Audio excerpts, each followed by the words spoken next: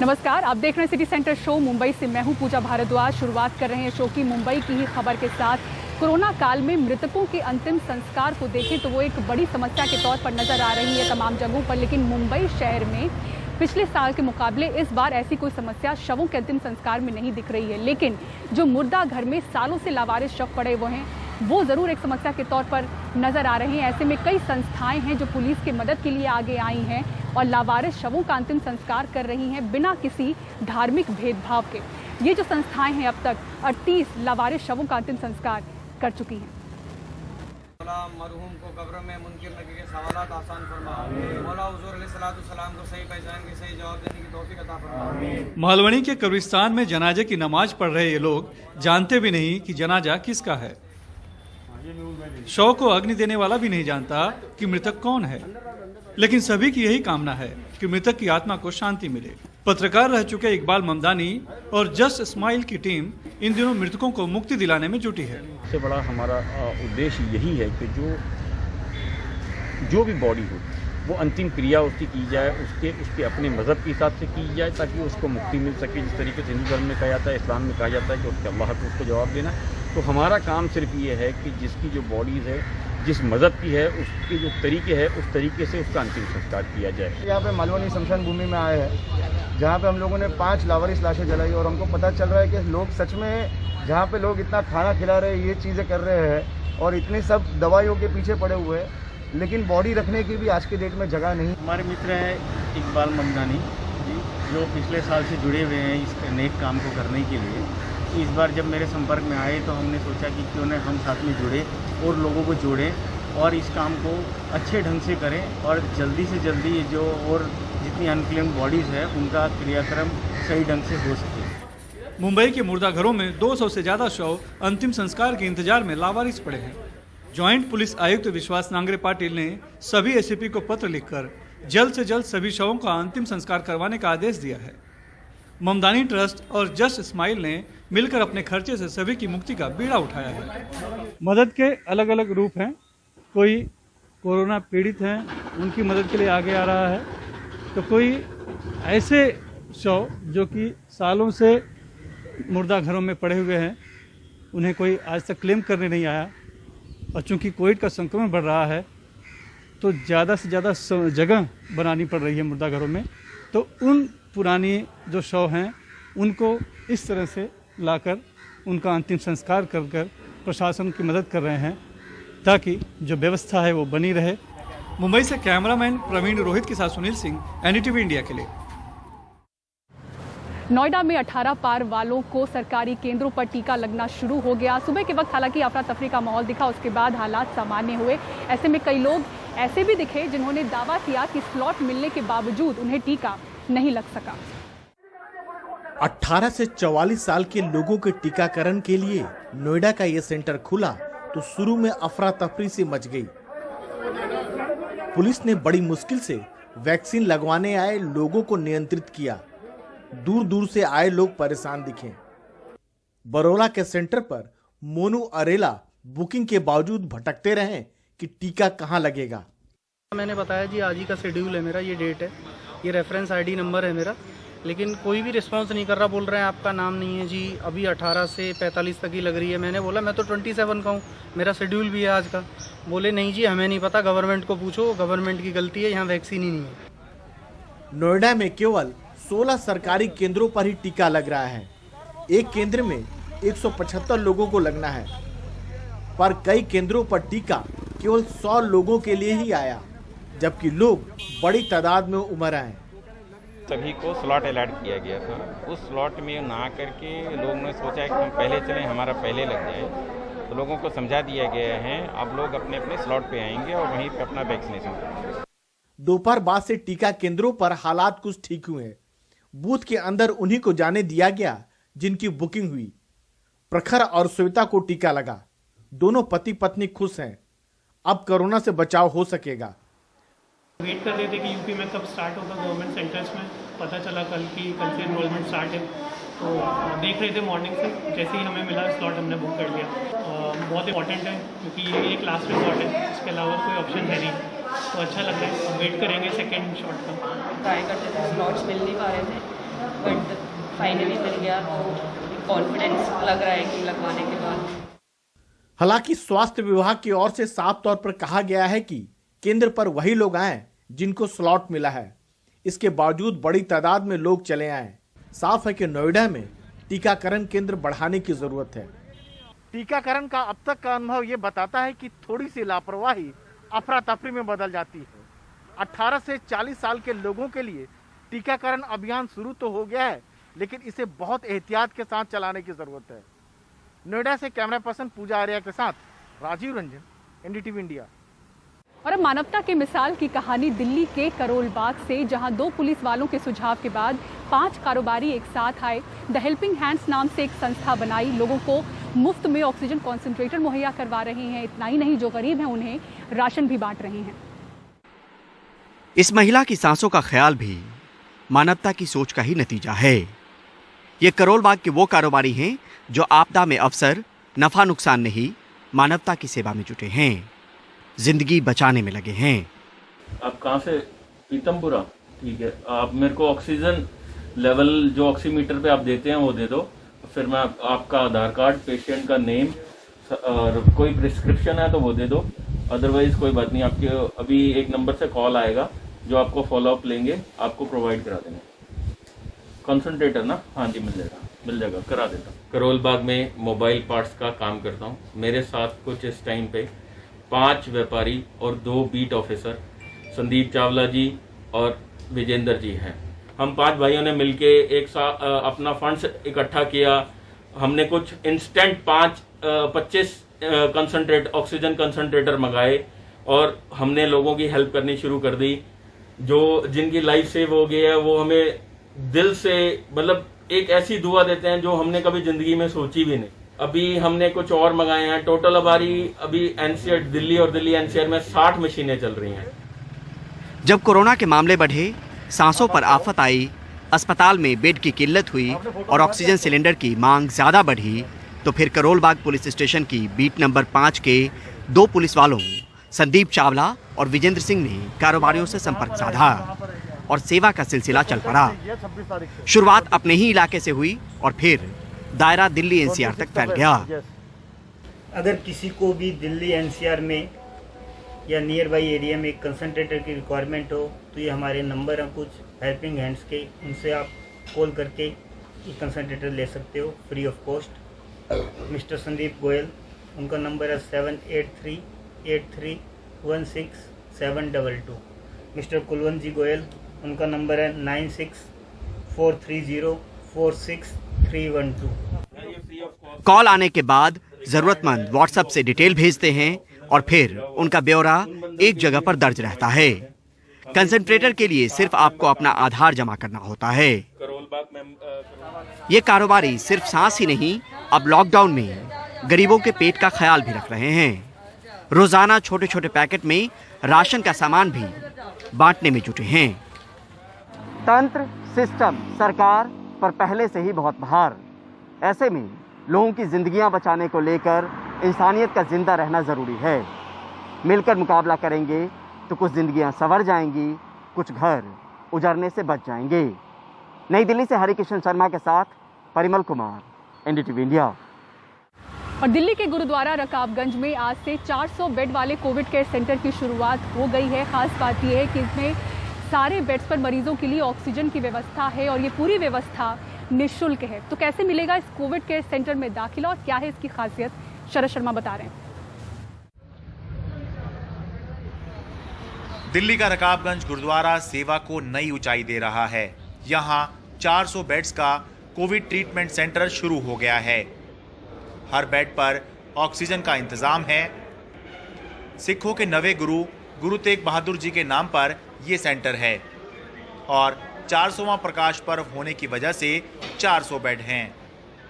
400 bed का ये शायद इंडिया का पहला ऐसा मेडिकल सेटअप है जो सरकार या आर्मी के बाद किसी ने बनाया हो। 10 दिन में गुरु साहब की कृपा के कारण 10 दिन में ये एक सेमी हॉस्पिटल तैयार हुआ है।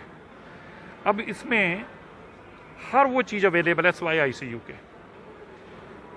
दवा से लेके, एम्बुलेंस से लेके, मेडिकल फैसिलिटी से लेके ऑक्सीजन 5 लीटर वाले को 5, 10, 20 लीटर तक के भी अच्छा अलग अलग इसके हमने सेक्शंस बनाए हैं।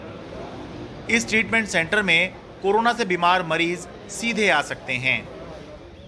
जरूरत पड़ने पर गुरुद्वारा कमेटी के पास ऑक्सीजन एम्बुलेंस भी है जो मरीज को घर से ला सकती है और यहां हालत बिगड़ने पर अस्पताल भी ले जा सकती है।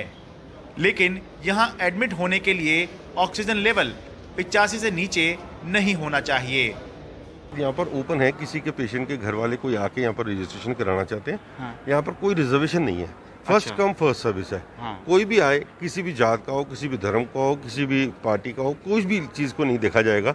उसकी प्रायोरिटी यही है कि वो पेशेंट होना चाहिए और उसके साथ साथ उसकी जो ऑक्सीजन लेवल है, जो डॉक्टर्स ने एक पैरामीटर बनाया है कि 85 से नीचे वाली की ऑक्सीजन वालों को आप हॉस्पिटल में रिकमेंड करेंगे, ना कि यहाँ पर। इस केंद्र को दिल्ली सरकार के LNJP अस्पताल के साथ अटैच किया गया है ताकि किसी मरीज की स्थिति बिगड़ने पर वहां शिफ्ट किया जा सके। LNJP हॉस्पिटल के साथ इसको अटैच किया गया है। जो भी पेशेंट अगर बीमार होते हैं, क्रिटिकल होते हैं, तो उनको तुरंत LNJP हॉस्पिटल में शिफ्ट कर दिया जाएगा।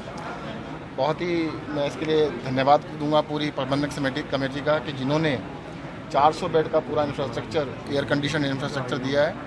हमारी ओर से मेडिकल का सारा प्रबंध किया गया है, बाकी सारे प्रबंध सिख गुरुद्वारा प्रबंधन कमेटी के द्वारा किए गए हैं। इस ट्रीटमेंट सेंटर के लिए अमिताभ बच्चन ने 2 करोड़ रुपए दान दिए हैं। यहाँ सभी तरह की सुविधाएं निःशुल्क रहेंगी।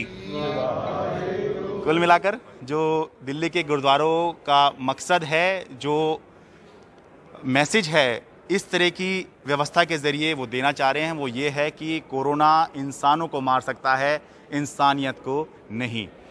दिल्ली के गुरुद्वारा रकाबगंज से अपने सहयोगी शशिकांत के साथ मैं Sharad Sharma, NDTV India. UP सरकार भले ही लगातार कह रही है कि प्रदेश में बेड, ऑक्सीजन और दवा की कोई किल्लत नहीं है, लेकिन पार्टी के ही यानी कि बीजेपी के ही दर्जन भर MLA, MP और मंत्री आरोप लगा चुके हैं कि प्रदेश में बद इंतजामी है, भले ही वो इलाज को लेकर हो या दवा को लेकर हो। इसी बीच फिरोजाबाद से एक बीजेपी MLA ने अपना वीडियो वायरल करके आरोप लगाया है कि आगरा मेडिकल कॉलेज में उनकी पत्नी को कोई खाना पानी नहीं दे रहा। आगरा के SN मेडिकल कॉलेज में फिरोजाबाद के जसराना से बीजेपी MLA पप्पू लोधी की पत्नी संध्या भर्ती हैं। बीजेपी MLA ने आम जनता की तरह अपना वीडियो वायरल कर बताया कि उन्हें वहां 3 घंटे बेड नहीं मिला और अब खाना पानी भी नहीं मिल रहा है। आज भी उसकी कंडीशन क्या है क्या नहीं है ये तो माता रानी जाने। ना खाने के लिए कुछ मिल रहा है वहाँ, ना पानी पीने के लिए मिल रहा है। बहुत बुरी कंडीशन है उसकी वहाँ पर कि उन्होंने हमारे साथ जो किया वो किया। ईश्वर ना करे कभी किसी गरीब के साथ ऐसा हो। ये मैं इस वीडियो के माध्यम से आप सब लोगों तक पहुँचा रहा हूँ। यही नहीं, बीजेपी के करीब 1 दर्जन MLA, MP और मंत्री इस कोरोना के दौर में CM को लेटर लिखकर दवा इलाज में बदहाली का रोना रो चुके हैं। केंद्रीय मंत्री संतोष गंगवार ने लिखा है कि ऑक्सीजन की जमाखोरी, कालाबाजारी हो रही है। कोरोना के लिए मेडिकल इक्विपमेंट 1.5 गुना दाम पर बिक रहे हैं। स्वास्थ्य विभाग के जिम्मेदार फोन नहीं उठाते। लखनऊ में मोहनलालगंज के बीजेपी MP कौशल किशोर ने लिखा है कि KGMU में VC और कई डॉक्टर बहुत लापरवाह हैं। रेस्पिरेटरी मेडिसिन विभाग में 100 से ज्यादा ऑक्सीजन बेड खाली पड़े हैं। कोविड हॉस्पिटल में 20 में से सिर्फ 5 वेंटिलेटर काम कर रहे हैं। राज्य मंत्री के दर्जे वाले सुनील भराला ने लिखा है कि मेरठ में बेड, ऑक्सीजन, रेमडेसिविर की बहुत कमी है। इसकी वजह से करीब 500 लोगों की मौत हो गई है। लखीमपुर से बीजेपी MLA लोकेंद्र प्रताप सिंह ने लिखा कि जिले में ऑक्सीजन की बहुत कमी है। ऑक्सीजन की कमी से लोग मर रहे हैं। हम लोग असहाय होकर उन्हें मरते देख रहे हैं।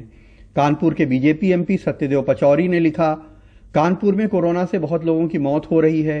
काफी लोगों की मौत वक्त पे इलाज न मिलने से हो रही है। बलिया जिले से विधायक और यूपी सरकार के मंत्री उपेंद्र तिवारी बलिया जिला अस्पताल में दवा इलाज का मुआयना करने पहुंचे तो उन्होंने देखा कि वहां 11 वेंटिलेटर लगे हुए हैं, लेकिन चलता कोई नहीं।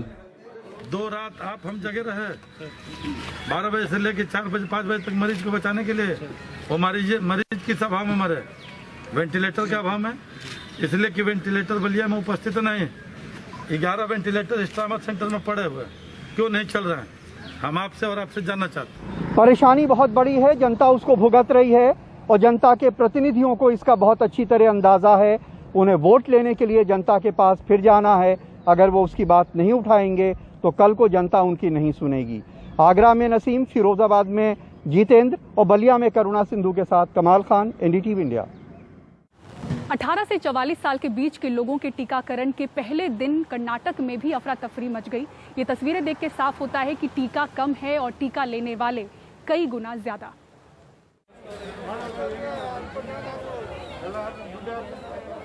ये युवा कोरोना संक्रमण से बचाव के लिए टीके लगवाने आए हैं। इसके लिए पूरी भीड़ उमड़ आई है। वैक्सीन तो बाद में बचाएगी, खतरा ये है कि यहीं संक्रमण न हो जाए। अभी यहाँ पे तो कोरोना यहीं पे है, आप एक बार दिखा दो। ये कैसा 3 घंटा हो गया लगभग। अभी वैक्सीन नहीं मिला, जबकि वेबसाइट से बुक किया था स्लॉट। कुछ लोग ऐसे थे जिन्होंने स्लॉट बुक नहीं किया था, लेकिन वो लोग आ गए थे, तो उनके वजह से आधा टाइम यहाँ पे क्लोज रहा। तो फिर जब फाइनली काम नहीं कर रहा था उन लोगों की वजह से सिस्टम इनका, और फिर फाइनली हमारा थैंक गॉड आज हो गया वैक्सीन। हर सेंटर पर प्रतिदिन 150 लोगों का ही वैक्सीनेशन होना है, लेकिन 800 से 1000 लोग वहां इकट्ठा हो गए। सरकार के पास फिलहाल 3 लाख डोज वैक्सीन की है, जबकि 18 साल से 44 साल के लोगों की संख्या 3 करोड़ 20 लाख। वैक्सीनेशन के लिए लगी लंबी कतार जहां कोरोना फैलाने की वजह बन सकती है, वहीं दूसरी तरफ बाजार बंद है लॉकडाउन की वजह से, और सड़कों पर होने वाली आवाजाही पर पुलिस की खास नजर है। इधर लॉकडाउन में चेकिंग बढ़ी है। सुबह 6 बजे से 10 बजे तक जरूरी सामान खरीदने की इजाजत है। अफसोस की बात यह है कि पुलिसकर्मी अपनी ताकत गरीब पटरी वालों पर दिखाते नजर आते हैं। हावेरी में सब्जी बेचने वालों ने थोड़ी देर तक दुकान खुली रखी तो पुलिस ने डंडा चला दिया, लेकिन इन्हीं इलाकों में जब नेता शादियों से सभाओं तक में इकट्ठा होते हैं तो उन्हें कोई नहीं रोकता। बेंगलुरु से कुमार के साथ निहाल खिदवई, एनडीटीवी इंडिया। लघु उद्योगों पर कोरोना संकट का साया। पूरी खबर एक ब्रेक के बाद। देखते रहिए सिटी सेंटर शो।